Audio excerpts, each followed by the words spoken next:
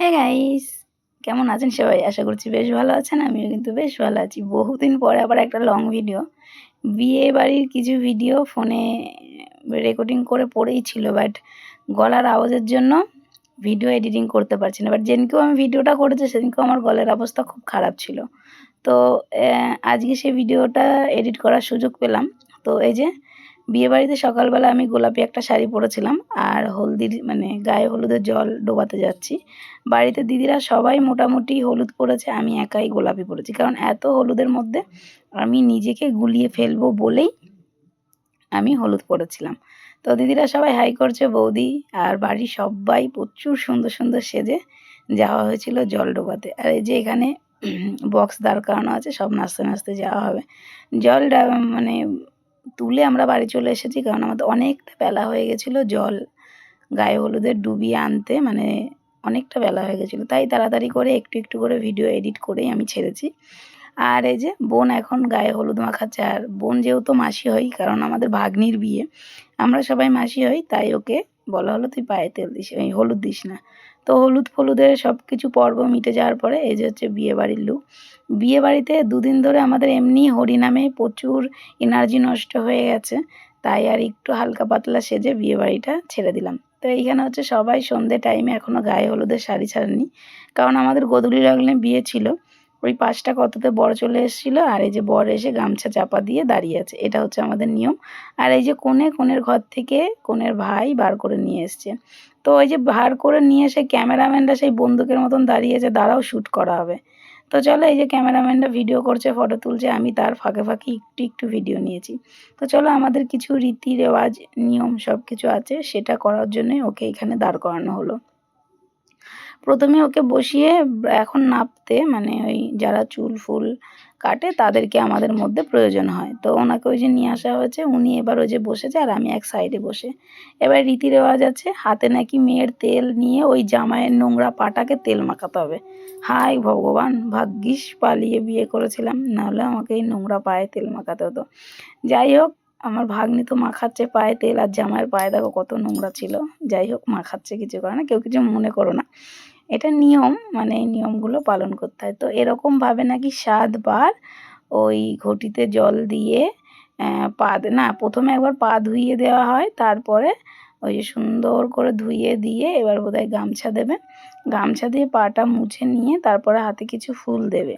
ওই যে এবার নমস্কার করতে হবে স্বামীর কাছে, কী সব বলছিল ভাই, কিছু মনে নেই। আর আমরা সবাই, যেহেতু আমার বিয়ে অনুষ্ঠান করে হয়নি, তাই আমি একটু এইগুলো ভালো করেই দেখছিলাম যে কী কী মিস করেছি। সত্যিই ভালোই হয়েছে পালিয়ে বিয়ে করেছি, মিস করার মতন কিচ্ছু নাই, কারণ এত কষ্ট আমাকে হ্যাপা পোয়াতে হয়নি। তো চলো, ওই যে ওই পাশে গামছা না কি রয়েছে জানো, ও পায়ের ওই কোমরের থেকে শাড়ির খোট দিয়ে, মানে আঁচল দিয়ে নাকি পা মোছাতে হবে। তার মধ্যে আবার কেউ একজন গামছা দিয়ে দিল যে আগে পায়ের তেলটা মুছিয়ে নিয়ে তারপরে কাপড় দিয়ে মোছাও। হায় রে ভগবান, ওই কোমরের মেয়েটাকে অত সুন্দর করে কাপড় পরানো ছিল, সেই কাপড়ের খোট খুলে ওর পা মোছাতেছে, ব্যাস। জামাইকে আবার পায়ে ফুল দিয়ে পুজো দিতে, মানে পায়ে ফুল দিল। এবার উঠে ৭ বার করে ঘুরবে। ও তো সব মানে ওর মাথার উপর দিয়ে যাচ্ছে, বুঝতে পারছি না। নাও, ওইদিকে আবার ক্যামেরাম্যান বলছে তুমি একবার আবার পোজটা নাও, তুমি ওর পায়ে হাত দিয়ে নমস্কার করছো, আবার সেই করলো।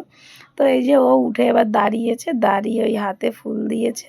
এবার মনে হয় ৭ বার ঘুরে ঘুরে কি জানি মালা বদল করছে বোধহয়, কি ভুলে গেছি, অনেক দিনের ভিডিও তো। তো চলো, কি হচ্ছে বুঝতে পারছি না, কিন্তু আমার মনে হচ্ছে এখানটা ঘোরাবে, ঘুরিয়ে ৭ বার ও বোধহয় ওই জামাইকে ঘুরবে, ঘুরে একটা করে ফুল দেবে হাতে, এসে আর ওর পায়ে দেবে। আর এদিকে ক্যামেরাম্যান আজকে হচ্ছে তোমার ওই যারা বিয়ে করছে ওরা হচ্ছে নায়ক নায়িকা, আর ক্যামেরা এক গাদা মুখের সামনে ঘুরছে। আর এই যে এইখানে হচ্ছে, তারপরে কি হয়েছিল আমি ভুলে গেছি, তাই ভিডিও মানে আর ভিডিও করতে হয়নি। তারপরে এই যে জামাই মেয়ে চলছে, বা এদিকে হচ্ছে মেয়ের বাবা কন্যাদান চলছে। এটা হচ্ছে বড় একটা কষ্টের সময়, যে যার বাবা মানে ওনার বাবাকে কন্যাদান করতে হচ্ছে।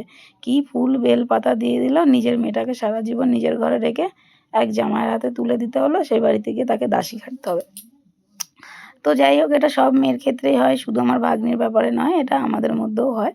তো চলো, সব একের পর এক নিয়ম পালন করতে করতে এবার হচ্ছে ওই অগ্নির মধ্যে খই ছড়াতে হবে। তো সেই পর্বটাও চলে এসেছে। আর ওই যে মোয়ের মতন কি একটা ওই শিল দিয়ে রেখেছে, ওটাকে একটু এক থালা থেকে খইটা নিয়ে আগুনের মধ্যে ফেলছে, আর সাথে করে ওই পাটাকে নোড়াটাকে একটুখানি এগিয়ে দিচ্ছে। আর এইখানে আংটি, সিঁদুরদান, পান আর সিঁদুর, মানে ওই যে ওই ১ টাকাটা দিয়েছিল মানে কুটুম্বিতা কেনার সময়। আর এই যে সেই মেন জায়গা যেখানে এই এক চুটকি সিঁদুরে মেয়েটা পুরো ওদের হয়ে গেল, আমাদের থেকে ওদের পুরো হয়ে গেল, আমাদের থেকে ওদের জোর বেশি। এইখানে হচ্ছে এবার জামাইয়ের কিন্তু বিশাল একটা অগ্নি পরীক্ষা না দেখে মেয়ের মাথায় সিঁদুর পরানো হবে। তো এই যে সেই সিঁদুর পরানোর সময় আর আমরা অনেকক্ষণ ধরে বসেছিলাম, কিন্তু একটার পর একটা দেখছি মন্ত্র বলতে বলতে বলতে বলতে অনেকটা সময় ছিল। তার মধ্যে জামাই এবার ওই ক্যামেরার দিকে তাকিয়ে আছে, ক্যামেরাম্যান দাঁড় করেছে, মানে সিঁদুর পরানোটা আমি আর তুলতে পারিনি, এমনভাবে ক্যামেরাম্যান চলে এসেছে। তো চলো, এই যে সিঁদুর পরানো হয়ে গেছে, এবার হচ্ছে আবার মানে সেকেন্ড বার ওরা একবার মানে টাচ করে, মানে ওরকম সিঁদুর যেভাবে পরায় পরাতে বলছিল।